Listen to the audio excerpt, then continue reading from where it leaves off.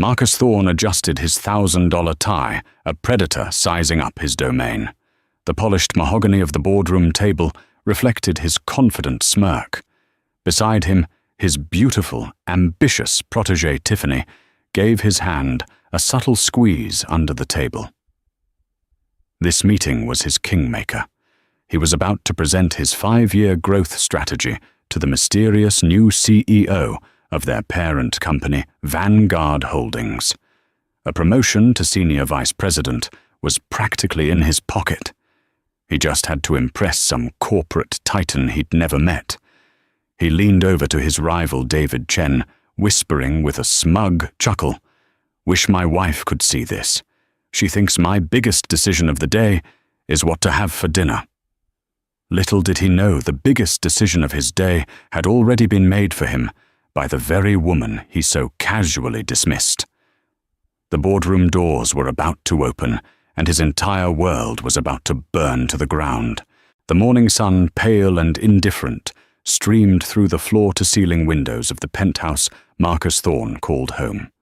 It was a space designed for a magazine cover, all sharp lines, muted colors, and cold, impersonal art. It was a testament to success, a monument to ambition, and as sterile as an operating theater. Marcus stood before a full-length mirror, knotting a silk tie, the color of spilled wine. Every movement was precise, practiced a reflection of a man who believed he was in complete control of his universe.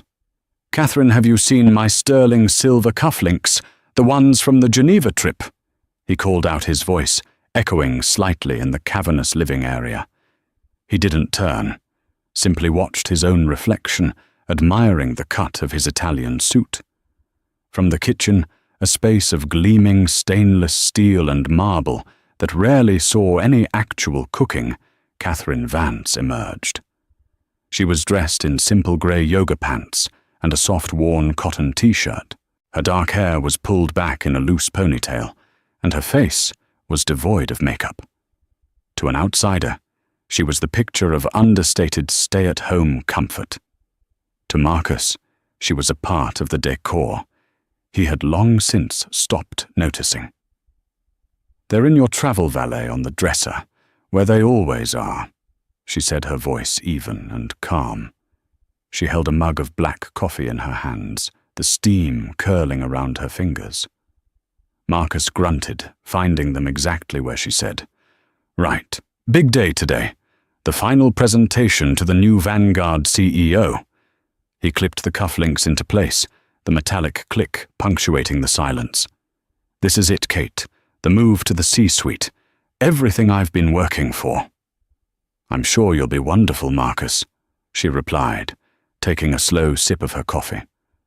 There was no excitement in her voice, only a quiet, observational tone that he found perpetually irritating. It was as if she were watching a play rather than living in the same reality as him. "You could try to sound a little more enthused," he chided, turning to finally face her. He scanned her appearance with a faint, almost imperceptible frown. "You know this apartment, your charity, lunches the life you have. It's all because of these big days." Catherine's eyes, a deep and intelligent shade of blue, met his. There was a flicker of something in them. Not anger, not sadness, but something far more complex. It was a look he hadn't been able to decipher for years. "I'm aware of what you provide, Marcus. I've never forgotten." The subtext was lost on him, or perhaps he chose to ignore it.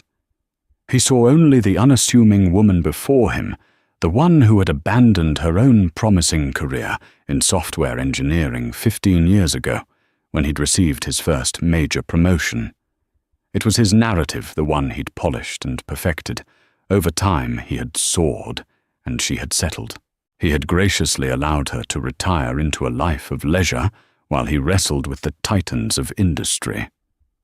"I have to take Tiffany with me," he said, the statement sounding more like a declaration than a request for an opinion.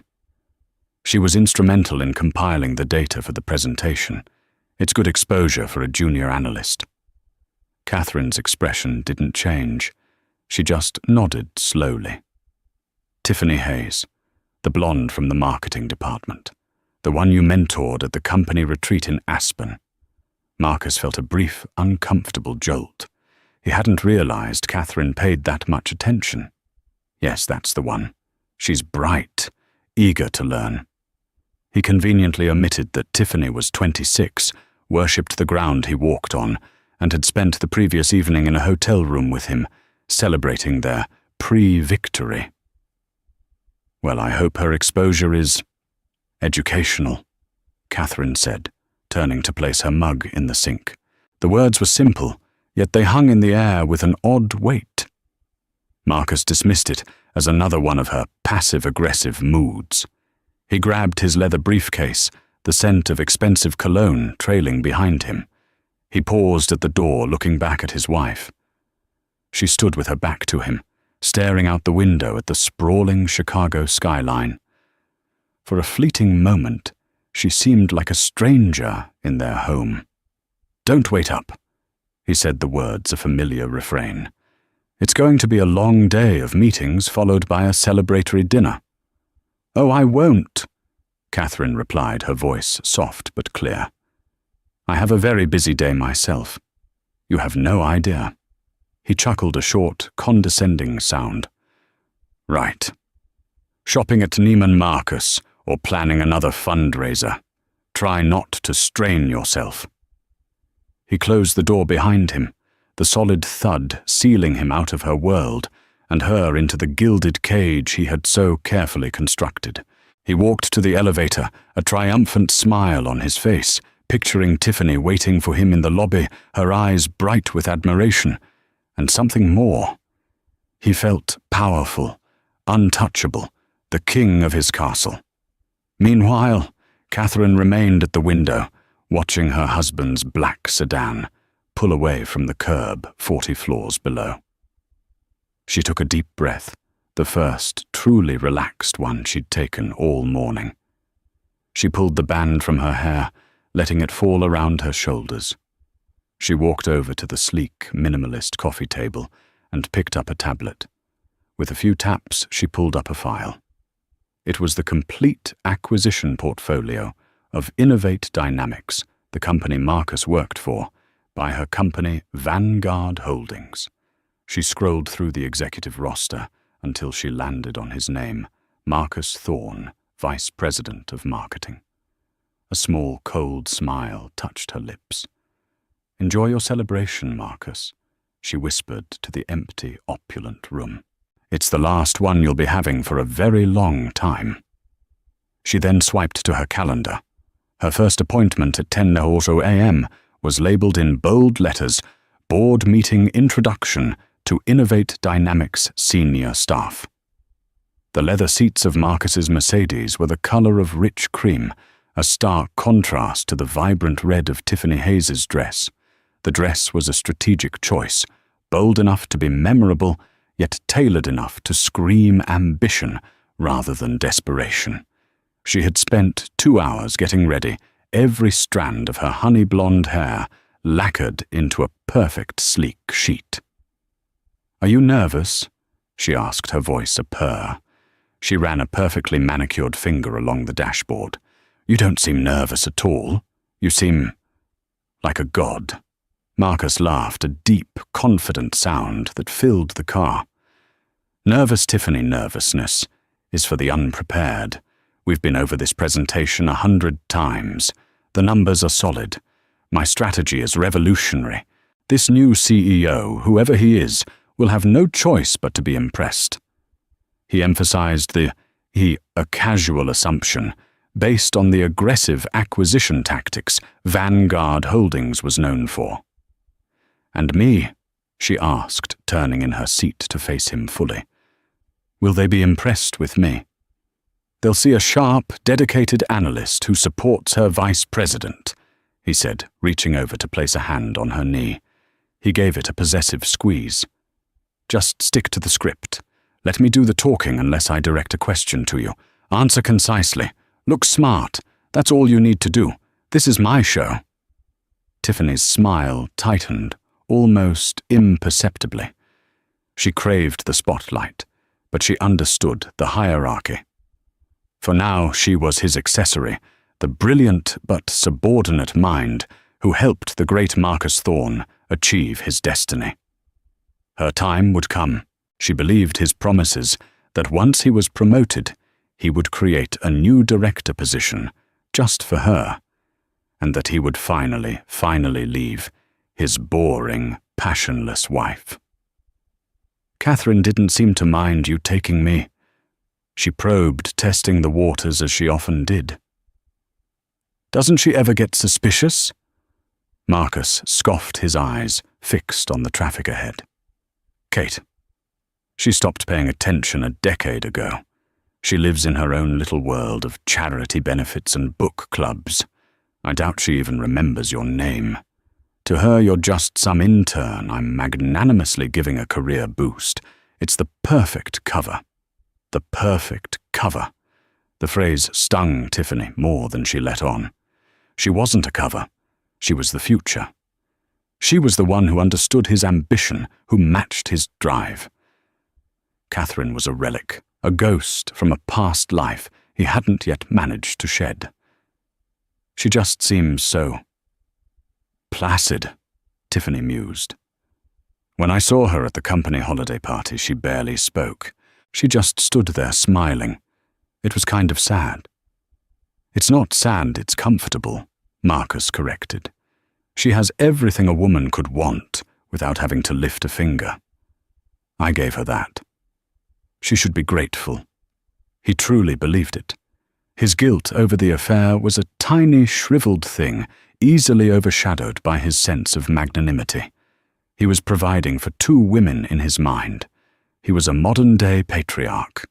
They soon left the congested city streets behind, turning onto the private access road that led to the Vanguard Holdings corporate tower. The building was a spear of smoked glass and obsidian steel piercing the Chicago sky. It was a statement of raw, unapologetic power, dwarfing the more modest headquarters of Innovate Dynamics. As Marcus pulled into the reserved underground parking spot, a valet rushing to open their doors, Tiffany felt a genuine thrill of awe. This was the big league. This was where fortunes were made and empires were forged. Okay, Marcus said, turning to her before they stepped out. He looked her up and down, his eyes lingering on the tight fit of her dress. You look perfect. Remember the plan. We're a team, but I'm the captain. Follow my lead, and by tonight, we'll be celebrating your future boss's promotion to senior vice president. He sealed the promise with a quick, hard kiss that tasted of coffee and ambition. They rode the silent high-speed elevator to the 60th floor, the penthouse level. The doors opened not into a reception area, but directly into a vast, minimalist foyer with a panoramic view of Lake Michigan. The air was cool and smelled faintly of ozone and money. A severe-looking woman with a sharp haircut and a tablet greeted them. Mr. Thorne, Ms. Hayes, welcome to Vanguard. The board is gathering. Please follow me. She led them down a hallway, lined with abstract art that probably cost more than Marcus's car. Every person they passed was impeccably dressed, moving with a quiet urgency.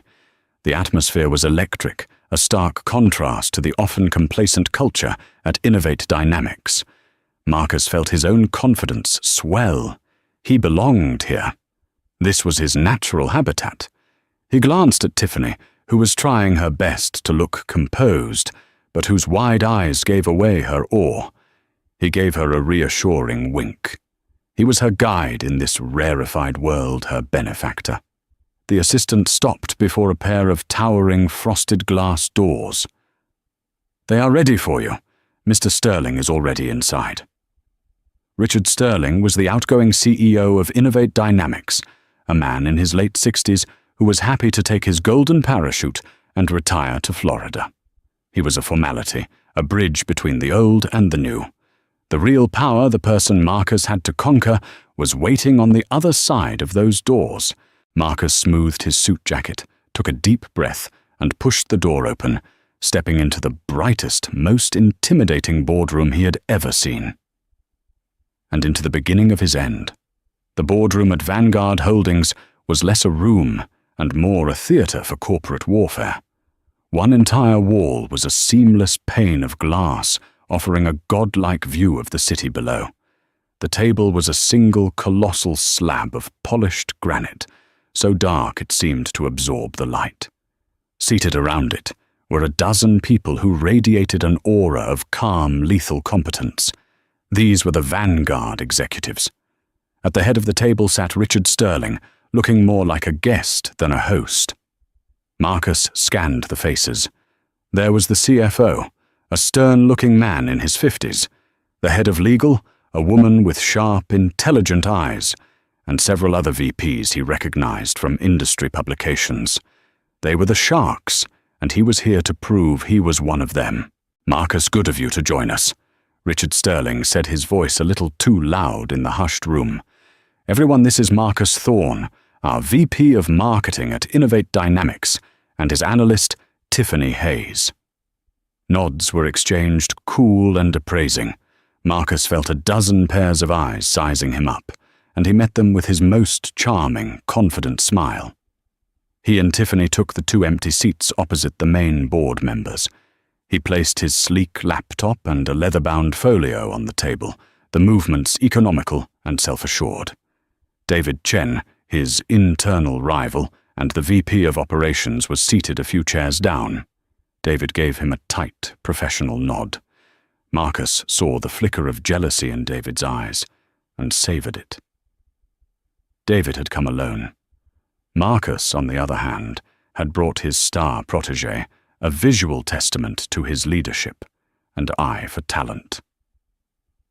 "We're just waiting for our new CEO to join us," the head of legal, a woman named Jessica Miller, stated. Her voice was crisp and brooked no argument. "She is concluding a call with our Tokyo office." She. The word registered in Marcus's mind with a flicker of surprise. He had automatically assumed the new chief would be a man. A woman CEO in this aggressive tech acquisition space was rare. He mentally recalibrated. This was even better. In his experience, he was excellent at charming, powerful women, at playing the part of the indispensable, brilliant male subordinate. To fill the silence, Richard Sterling began making pleasantries. "Marcus has been with Innovate for 12 years, a real pillar of the company. His marketing strategies were key to our growth in the early 2010s. It was faint praise, referencing past glories. Marcus felt a prickle of annoyance. He was about to unveil the future, not rehash the past.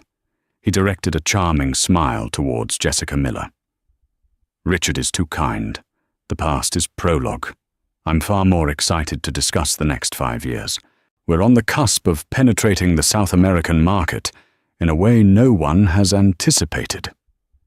Before anyone could respond, he leaned slightly towards David Chen, lowering his voice to a conspiratorial whisper, just loud enough for those nearby to hear. "It's a different level up here, isn't it? Makes you feel for the ones left behind. I was on the phone with Kate this morning. She was agonizing over which caterer to use for some luncheon. God bless her." He shook his head with a look of fond exasperation. "Different worlds." David offered a non-committal grunt, but Marcus knew the seed was planted. He was painting a picture of himself, a high-flying executive, unburdened by domestic trivialities, married to a simple woman who handled the home front while he conquered the world. It was a crucial part of his personal brand. Tiffany, sitting beside him, preened slightly, feeling the implied contrast. She was part of the real world, his world. The tension in the room suddenly shifted. A palpable wave of deference and respect washed over the Vanguard executives as they subtly straightened in their chairs. Their eyes all turned towards the frosted glass doors. The quiet conversations ceased. "Looks like showtime." Richard Sterling murmured a hint of relief in his tone. Marcus felt a surge of adrenaline. His moment had arrived. He smoothed his tie one last time, squared his shoulders, and focused on the entrance. He prepared his power smile, the one that conveyed both respect and ambition. This woman, whoever she was about to meet the man who would be the most valuable asset in her newly acquired company. He would make himself undeniable. The heavy glass doors swung inward with a faint, hydraulic hiss. A pair of expensive-looking but understated black heels clicked purposefully on the marble floor. They were followed by the sharp crease of a navy blue pantsuit, tailored with a precision that bespoke immense wealth and a refusal to compromise. The woman who entered was tall and carried herself with an unshakable poise that instantly commanded the room. Her dark hair, which Marcus had last seen in a messy ponytail, was styled in a sleek, elegant chignon at the nape of her neck. Her face, free of makeup that morning, was now expertly and minimally enhanced to highlight her strong cheekbones and piercing blue eyes. She wasn't smiling. Her expression was one of cool, detached authority. She strode to the head of the table, her gaze sweeping over the assembled executives, acknowledging each with a slight, almost imperceptible nod. And then her eyes landed on him. For a horrifying, brain-freezing second, Marcus Thorne's world stopped turning. The blood drained from his face, replaced by an icy dread that started in his stomach and spread through his veins. His confident smirk dissolved his mouth, falling slightly agape. The room, the table, the people, they all blurred into a meaningless background. There was only her, the unassuming housewife. The woman he thought was deciding on canapés. His wife. She stopped at the head of the table, placing a slim tablet before her. Her voice, when she spoke, was not the soft, familiar tone he heard over breakfast. It was a voice honed for command, crisp clear, and laced with steel. Good morning, everyone. I apologize for the delay. Thank you all for being here. For those of you from Innovate Dynamics, whom I haven't had the pleasure of meeting, my name is Catherine Vance. I am the founder and CEO of Vanguard Holdings. She paused, letting her name, her maiden name, and her title sink in. Her cool blue eyes then moved deliberately down the table, past the other executives, past David Chen's stunned face, past Tiffany's utter confusion, and locked directly onto her husband's. A flicker of something cold and sharp passed through them before she addressed him directly, her voice cutting through the stunned silence of the room. Mr. Thorne, it's a pleasure to finally meet you in a professional capacity. The words, Mr. Thorne, struck Marcus with the force of a physical blow. It was the name of a stranger, a subordinate, a line item on a balance sheet. In that single formal address, 15 years of shared history of intimacy and marriage were vaporized. He was no longer Marcus, her husband. He was Mr. Thorne, the employee. His mind reeled frantically, trying to assemble the puzzle pieces that were crashing down around him. Catherine Vance. Vance, her maiden name. The name on her old college degrees, the ones he'd packed away in a box in the attic artifacts from a life he thought she'd left behind. Vanguard. Vance. The connection was so obvious, so insultingly simple that he had never once thought to make it. He stared at her, this woman in the power suit, who looked like his wife but felt like an alien queen. The quiet observer from his breakfast table was gone. In her place was a formidable executive who held his entire future in the palm of her hand. The condescending joke he'd made to David Chen just moments earlier replayed in his head, each word a self-inflicted wound. She was agonizing over which caterer to use. The humiliation was a physical sensation, a hot flush that crept up his neck and burned his ears. Beside him, Tiffany was a statue of confusion. She looked from Catherine to Marcus and back again, her brow furrowed. The resemblance was undeniable, but the context was impossible. She saw the blood drain from Marcus's face and the rigid terror in his posture. A sick, dawning realization began to curdle in her stomach. This powerful, intimidating woman. She couldn't be. Catherine, meanwhile, betrayed no emotion. She was the very picture of corporate control. "Let's begin," she said, her gaze sweeping the room again, deliberately avoiding Marcus now. "As you all know, Vanguard Holdings has officially completed the acquisition of Innovate Dynamics. For many of you at Vanguard, this is business as usual. For our new colleagues from Innovate, I understand this is a time of uncertainty. Let me be clear, my goal is not to dismantle what you've built, but to identify its core strengths, trim its considerable fat, and integrate its viable assets into our global strategy." The phrase, "trim its considerable fat," hung in the air like a guillotine's blade. Every executive from Innovate Dynamics shifted uncomfortably.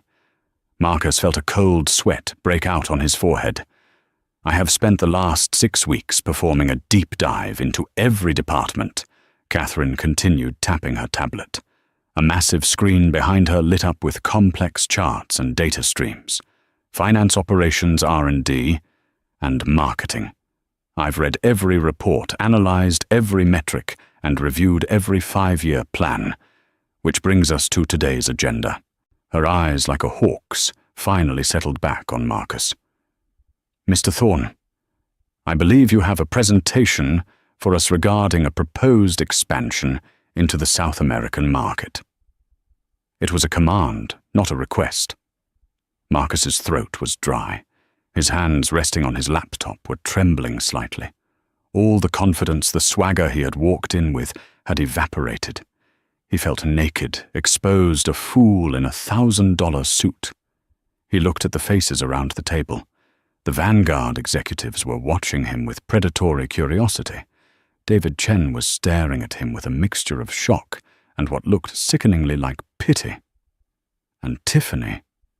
He risked a glance at her. Her face was pale, her lipstick suddenly garish. The confusion in her eyes had been replaced by the horrified understanding of a person who realizes they have walked willingly into a trap. The boring, placid wife was the CEO. The woman she had dismissed as a sad relic was about to decide her fate. The perfect cover had been blown to smithereens. "Mr. Thorne," Catherine's voice was sharp, now impatient. "We don't have all day." Jessica Miller, the sharp-eyed legal counsel who was clearly Catherine's second-in-command, leaned forward slightly. "Perhaps Mr. Thorne is feeling unwell. The pressure of presenting to a new board can be significant." The undertone was mocking, and Marcus knew she was in on it. She knew everything. Summoning every last shred of his professional facade, Marcus cleared his throat. "No, I'm fine. Of course. My apologies, Madam CEO." The honorific felt like acid on his tongue. He opened his laptop, his fingers fumbling on the keys. The presentation he had been so proud of now seemed juvenile, a child's crayon drawing presented to a master artist. He clicked the file open. The title slide, "Innovate Dynamics, Conquering New Frontiers." Created by Tiffany, flashed onto the main screen. It felt like a joke. He was the one who had been conquered. "Please," Catherine said, gesturing to the screen with a flick of her wrist. "Proceed. Dazzle us." Her voice was laced with an irony so cold, so sharp it could have cut diamonds. And as Marcus Thorne opened his mouth to speak, he knew he wasn't just fighting for a promotion anymore.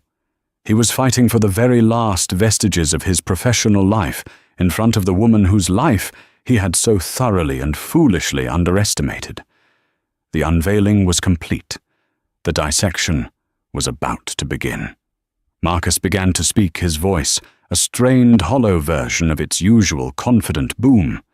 He tried to fall back on the familiar cadence of his pitch, the practiced words, and compelling narrative he and Tiffany had rehearsed until it was second nature. But the words felt foreign in his mouth, the concepts flimsy and transparent. Every claim of projected growth and synergistic opportunity sounded like a desperate lie under Catherine's impassive gaze. She let him talk for exactly 7 minutes. He was just hitting his stride on the market penetration strategy for Brazil when her voice cut through his presentation like a surgeon's scalpel. "Mr. Thorne, a question." He stopped mid-sentence. "Yes, Madam CAO." Catherine swiped a finger across her tablet, and the main screen behind her instantly changed. His carefully crafted slide was replaced by a dizzying array of spreadsheets and market analysis reports. "Your entire projection for the Brazilian market is predicated on a 15% annual growth in the consumer electronics sector, with a primary focus on the affluent urban demographic. Is that correct?" Yes." "Our data indicates—" "Whose data?" she interrupted, her tone clinical. "Because my data, compiled from 3 independent global analytics firms, indicates that the sector's growth has stagnated at 4% for the last 18 months, with a projected ceiling of 5% for the next 3 years due to recent tariff implementations. Furthermore, the most significant growth is not in the affluent urban sector, which is already saturated, but in the emerging middle class in secondary cities, a demographic your plan completely ignores." A murmur went through the Vanguard executives. They were looking at the data on the screen, then back at Marcus, their expressions ranging from disappointment to disdain. Moreover, Catherine continued relentless, "Your proposed logistics and distribution partner, a company called Logistica Sul, is currently under federal investigation for bribery and is on the verge of bankruptcy. Did your due diligence not uncover this?" Marcus froze. That was a detail Tiffany was supposed to have vetted. He shot a panicked look in her direction. Tiffany looked as if she wanted the floor to swallow her whole. Her face was ashen. She was shrinking into her chair, trying to become invisible. We were assured of their stability." Marcus stammered, the excuse sounding pathetic even to his own ears. "You were assured?" Catherine's eyebrow arched slightly. "Vanguard does not operate on assurances, Mr. Thorne. It operates on verifiable facts. Your marketing budget proposal of $50 million for the first year is not only inflated, it's aimed at the wrong people in the wrong places, using a potentially criminal partner. Other than that, it's a stellar plan." The sarcasm was devastating. A few of the Vanguard board members couldn't suppress faint, cruel smiles. David Chen stared fixedly at the tabletop, refusing to look at Marcus, granting him the small mercy of not witnessing his complete and utter evisceration. Catherine wasn't finished. She systematically and without a shred of emotion dismantled his entire presentation. She questioned his advertising spend, pointing out that his media buy plan was based on 3-year-old viewership data. She shredded his personnel plan, noting that he had budgeted for a massive new office in São Paulo, without once considering a more cost-effective remote workforce a model Vanguard had perfected. With each point she made, she wasn't just destroying his professional credibility. She was annihilating the central myth of their marriage. He was the brilliant businessman, the titan of industry. She was the domestic manager. But in this room, it was clear who possessed the superior intellect, the sharper instincts, and the more rigorous work ethic. He had been playing checkers while she was mastering multidimensional chess. Finally, she turned her attention to the financial projections. "Ms. Hayes," she said, her voice making Tiffany jump in her seat. "I see you co-authored this report." Tiffany swallowed hard, her voice a tiny squeak. "Yes, Madam CEO." "These sales projections," Catherine said, circling a number on the screen with a digital red pen. "A 400% increase in market share in 2 years, What model did you use to arrive at this figure? It was a proprietary algorithm based on synergistic market capture. Tiffany managed reciting a meaningless buzzword they had concocted to sound impressive. Catherine's expression remained unchanged. A proprietary algorithm, I see. Can you show it to me? Or is the formula as fictional as the growth it predicts? Tiffany's mouth opened and closed, but no sound came out. She was completely and totally out of her depth. She was a junior analyst who had been so dazzled by her affair with a senior VP that she'd let her work get sloppy, assuming his authority would shield her from scrutiny. She had never imagined coming under the microscope of a CEO who actually read the fine print. The illusion was shattered. Marcus wasn't a god. He was a fraud, and she had tied her career, her reputation, to him. The promises of a directorship and a future together now seemed like a sick joke. She felt used not for her body, but for her complicity. She had been the eager, ambitious fool who had done his sloppy homework for him. Catherine turned her cold gaze back to Marcus. Your strategy, Mr. Thorne, is not just flawed. It's lazy. It's a work of profound arrogance, built on outdated assumptions and a shocking lack of diligence. It's the kind of work I would expect from a company that is failing, which I suppose is why I was able to acquire it at such a favorable price. She let the final insult land, and the silence in the room was absolute. Richard Sterling looked pale, realizing the company he had led for 20 years was being branded as a sinking ship. Catherine closed her tablet. The screen behind her went blank. The execution was over. That will be all for the group presentation. The Vanguard team and I will now break for a strategy session. Mr. Sterling, you're welcome to join us. Mr. Chen, I'd like you to stay as well. I have some questions about Innovate's operational efficiencies. She stood a clear dismissal. Mr. Thorne? Ms. Hayes? You are excused. The words hung in the air. Excused, dismissed like schoolchildren. Every other executive from Innovate was being asked to stay, to consult, to be a part of the future. But not him. Not the great VP of marketing. Numbly, Marcus closed his laptop. He couldn't bring himself to look at anyone. He could feel the weight of their judgment, their pity, their contempt. He stood on shaky legs. Tiffany scrambled to gather her things, her hands trembling so badly, she dropped her pen, which rolled under the massive table. She didn't dare retrieve it. She just wanted to escape. As Marcus walked towards the door, his entire professional life in ruins, Catherine's voice stopped him one last time. It was softer now, but no less commanding. Actually, Mr. Thorne, a word. In my office, now. Tiffany fled the room without a backward glance. The heavy glass doors hissed shut behind her, leaving Marcus alone with his wife, his new boss, and the shattered fragments of his once perfect life. Catherine's private office was adjacent to the boardroom. It was even more breathtaking, a corner suite with 2 walls of glass that made it feel as though you were floating above Chicago.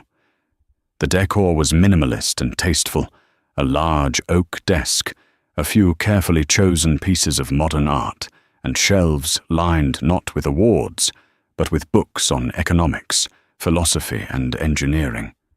It was the office of a thinker, a builder.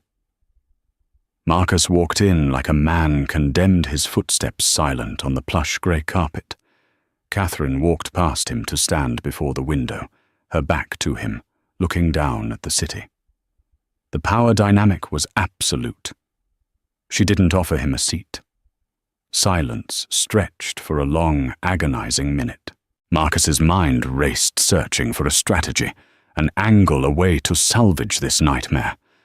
Should he apologize, beg, feign ignorance, rage? Every option seemed futile. 15 years, Marcus, Catherine said, finally, her voice calm and reflective, No longer the icy CEO, but something far more dangerous, the woman he had wronged. 15 years ago, I had just received a patent for a data compression algorithm that was set to revolutionize the industry. I had venture capitalists lining up. I was 28 years old. She turned from the window to face him. Her expression was not angry, but weary, as if she were examining a disappointing specimen.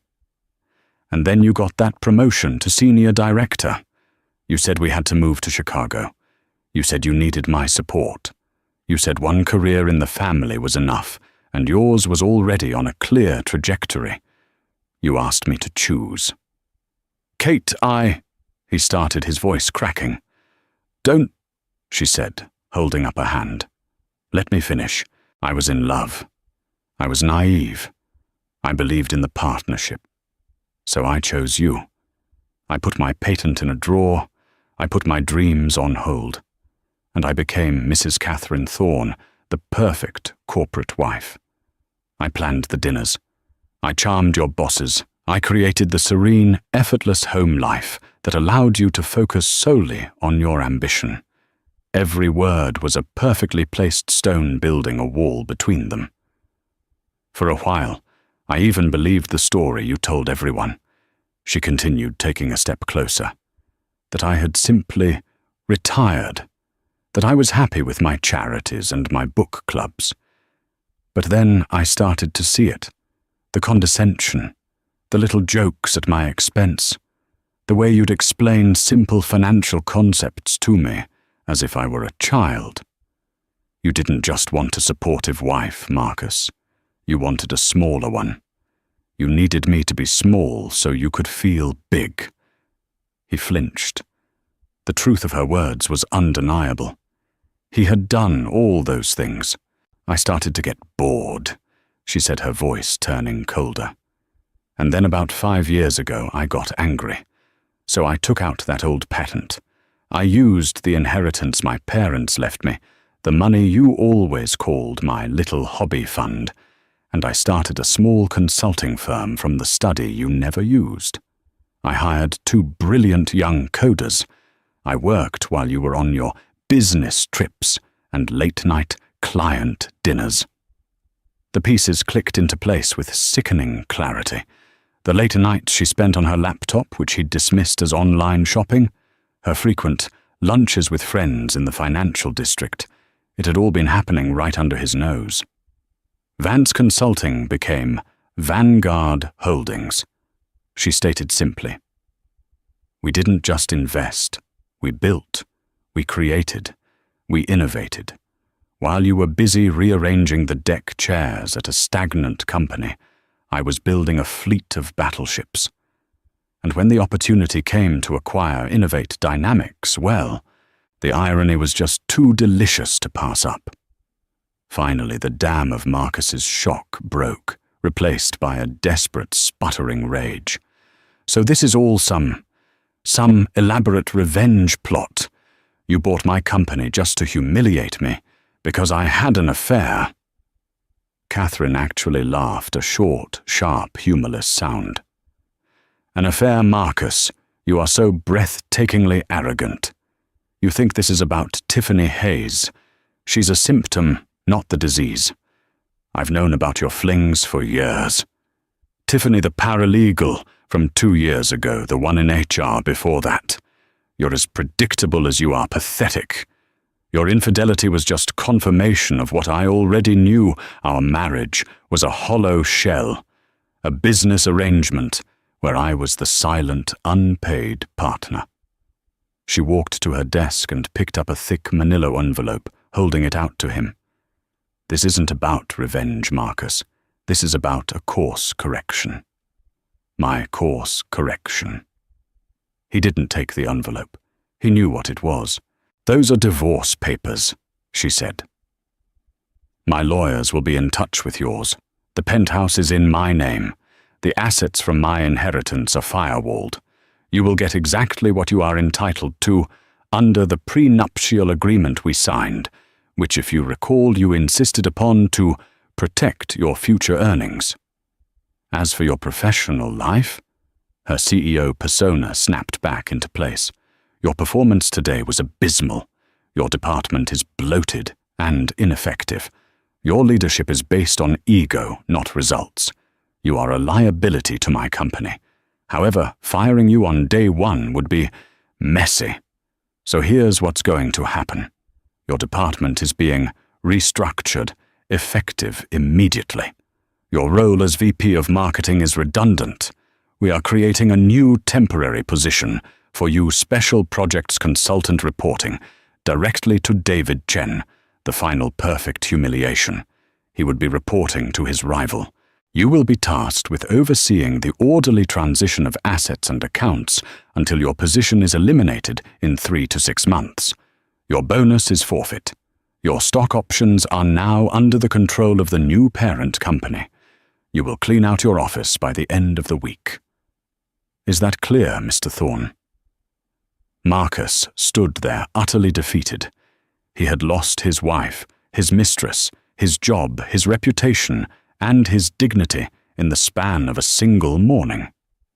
The man who had walked into the building, a king, was leaving it as less than a peasant. He was a ghost, a footnote in the story of Catherine Vance's meteoric rise. "Kate, please!" He whispered the name, a desperate plea for a connection that no longer existed. Catherine looked at him one last time, her blue eyes holding not a trace of pity, only a profound and final sense of closure. "My name," she said, her voice, as hard and beautiful as a diamond, "is Miss Vance." 6 months later, the Chicago autumn was giving way to the first bite of winter. The view from the 60th floor office of Vanguard Holdings was crystalline. Catherine Vance stood before the window, not as a prisoner in a gilded cage, but as a sovereign surveying her realm. The company was thriving under her leadership. She had trimmed the fat from Innovate Dynamics as promised, and had reinvested in its core R&D, breathing new life into a company that had been slowly suffocating under complacent, self-serving management. Her days were long and demanding, filled with conference calls to Tokyo, London, and São Paulo, with high-stakes negotiations and billion-dollar decisions. But she had never felt more alive, more herself. The soft, unassuming mask of Mrs. Thorne had been packed away with the expensive but useless evening gowns she no longer wore. She was Catherine Vance, and her name was spoken with respect and a touch of fear in the circles that mattered. Jessica Miller entered the office without knocking a sign of their close partnership. "The quarterly reports are in. We're up 12% across the board. The Innovate integration, as you so clinically call it, is a roaring success. David Chen is working out brilliantly as the new COO. David is talented," Catherine said, turning from the window. "He just needed a leader who valued data over ego." "Speaking of ego," Jessica said, a wry smile on her face, "I saw him on my way in the lobby." Catherine didn't have to ask who he was. Today was Marcus's last day. His 6-month consulting period was over. It had been, by all accounts, a deeply humbling experience for him. Stripped of his title, his corner office, and his authority, he had been forced to witness the company he thought he knew transformed by the wife he thought he owned. He had done the work assigned to him with a grim, joyless efficiency, a ghost haunting the hallways of his former kingdom. "How did he look?" Catherine asked, her curiosity purely academic.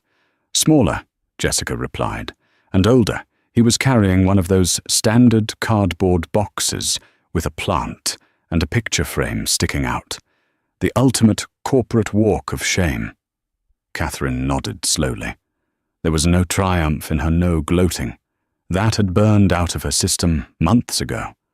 All that remained was a quiet, profound sense of rightness, of a balance restored. Later that day, as she was heading to the private elevator, she saw him. He was standing near the security desk, waiting for his visitor's pass to be deactivated. He was wearing a suit that now seemed a little too large for his frame. He looked up, and their eyes met across the vast marble expanse of the lobby. The arrogance was gone, replaced by a hollowed-out resignation. He gave her a short, almost imperceptible nod. It wasn't an apology, he was likely incapable of a true one, but it was an acknowledgement, an admission of defeat. Catherine returned the nod, just as brief, just as final. There was nothing left to say. She stepped into the elevator, and as the doors slid shut, she didn't look back. His story was over. Hers was just beginning. As for the others, Richard Sterling was happily golfing in Florida, oblivious. David Chen was proving to be a brilliant and loyal second-in-command, grateful for the opportunity to work for a CEO who respected his talent. And Tiffany Hayes. She had resigned from Innovate Dynamics the day after the meeting. The last Catherine had heard, she had moved to a small marketing firm in Seattle, having learned a brutal lesson about the dangers of hitching your wagon to a falling star. That evening, Catherine didn't go straight home to the penthouse, which was now truly hers, a space she was slowly redecorating to reflect her own taste. Instead, she had her driver take her to a small, unassuming building in a quieter part of the city. It was the headquarters of a non-profit. She had recently started funding a mentorship program for young women in STEM fields. She spent 2 hours there, talking to bright, eager young engineers and coders, listening to their ideas, offering her own advice. She saw the same fire in their eyes that she had once had the fire Marcus had tried to extinguish. In helping them, she was honoring the woman she had been, and cementing the woman she had become. Driving home as the city lights twinkled below, Catherine Vance felt a sense of peace she hadn't known in 15 years. She hadn't just reclaimed her career or her name. She had reclaimed her soul. She had shattered the gilded cage not with a sledgehammer of revenge, but with the quiet, unstoppable force of her own brilliance. And in the silent, powerful hum of the city, she heard the sound of her own limitless future. A year to the day after the acquisition, snow was falling over Chicago, dusting the city in a blanket of pristine white. From her office, Catherine watched the flakes drift down, each one unique and silent. The past 12 months had been a whirlwind of restructuring, innovation, and growth. Vanguard had never been stronger, and the integrated parts of Innovate Dynamics were now its most profitable assets. Her phone buzzed with a message from Jessica. It was a link to an industry blog with a short note. "Thought you might find this amusing." Catherine tapped the link. The article was a dry piece about quarterly earnings for a mid-tier logistics firm based out of Milwaukee. Her eyes scanned the text until she found the name mentioned in a short paragraph about the firm's new regional sales team. Marcus Thorne. He had been hired as a senior account manager. It was a respectable job, but a staggering fall from grace for a man who had once been a vice president on the verge of the C-suite. He was no longer in the glossy pages of business journals, but buried in the fine print of a minor trade publication. Catherine felt a brief, clinical flicker of something, not pity, but a detached acknowledgement of a fate deserved. He was an echo from a life that no longer felt like hers, a ghost story whose power to frighten had long since faded. She closed the article and turned her attention back to the documents on her desk. They were the first annual reports from her STEM mentorship program. Applications had tripled. 3 of her first mentees had just received full scholarships to MIT. This was her real legacy.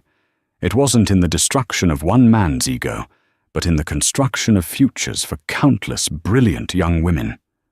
She was building an empire not just of profit, but of potential. The snow continued to fall, burying the old world and promising a new one. Catherine Vance picked up her pen, a faint smile on her lips, and went back to work, the echo of Marcus Thorne's name already forgotten. What a story of poetic justice and ultimate empowerment. A man who saw his wife as a decorative accessory to his life learns in the most public and brutal way that she was never the supporting character, she was the author of the entire story. Catherine Vance's journey from a supposedly content housewife to a powerhouse CEO is a powerful reminder that you should never ever underestimate the person sitting across the breakfast table from you. Her victory wasn't just in exposing her husband's affair. It was in reclaiming her own identity and proving that her greatest strength was the very intelligence he tried so hard to belittle. What would you have done in Catherine's shoes? Would you have been as cold and calculated, or would you have sought a different kind of justice? Let us know your thoughts in the comments below. If you were on the edge of your seat watching Marcus Thorne's world crumble, do us a huge favor and hit that like button. Share this story with someone who loves a good tale of karma, and most importantly, subscribe to our channel. We have many more stories of unexpected twists and powerful reckonings coming your way. You won't want to miss them.